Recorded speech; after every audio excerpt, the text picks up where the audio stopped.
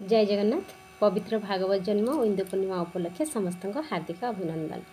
परम शास्त्र भागवत अभ्यास करुथिब नित्य। भागवत हेउछंती भाव ज्ञान ब्रह्म तत्व इति भागवत। भागवत प्रथमे भगवान विष्णु 4टी श्लोकरे ब्रह्मा को शिक्षा देइथिले। ब्रह्मा सेही 4टी श्लोक नारद को शिक्षा देइथिले। नारद 100टी श्लोकरे सुकमुनि को शिक्षा देइथिले। सुकमुनि गंगा तटरे नैमिषारण्य अरण्य परीक्षित को 18,000 श्लोकरे भागवत शिक्षा 7 दिन धरी देइथिले।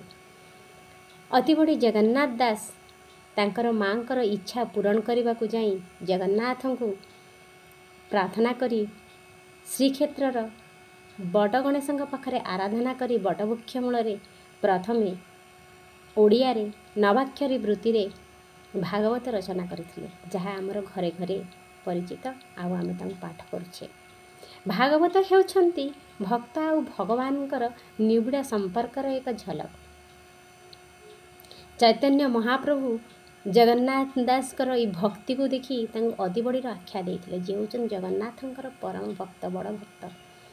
भागवतंक ठारे मनुष्य जीवनर प्रत्येक कथा भागवतंक ठारे लेखा हुई अछि। जेपरि प्राणीर भल मंद वाणी मरण काले ताहा जानी।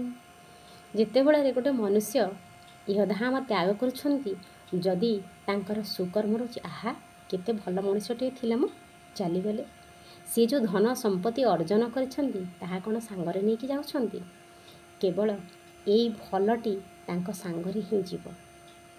जे पांचे पर मंद ता मंद पांचंती गोविंद। जे परर खराब चिंता करिवो भगवान ताकू केबे भलरे रखिबे नाही। दंडीवा शक्ति जार थाई से पुणी क्षमा चरई। जे दंड देई पारुची जार से शक्ति अछि से पुणी क्षमा देवार शक्ति रहिथिबा दरकार। प्रत्येक दैनंदिन जीवनर आमर कार्य भागवतंक ठारे लिपिबद्ध होइकिरी अछि।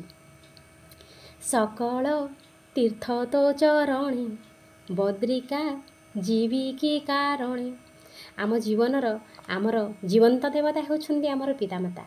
आमे घरे पितामाता को पूजा न करी खाया पिया को न देई जदि बाहरे पूजा करिबा, से पूजार कि लाभ हो, कि मूल्य अछि।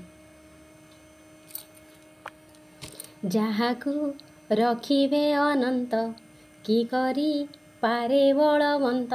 भगवान जहाकू रक्षा करिवे ना तार केही किछि भी करि पारिबे नाही, काहेना से भगवान हेउछन्ती से सृष्टिर सब किछि। मन तो हर निज गुरु उद्धव केते तु पचारु।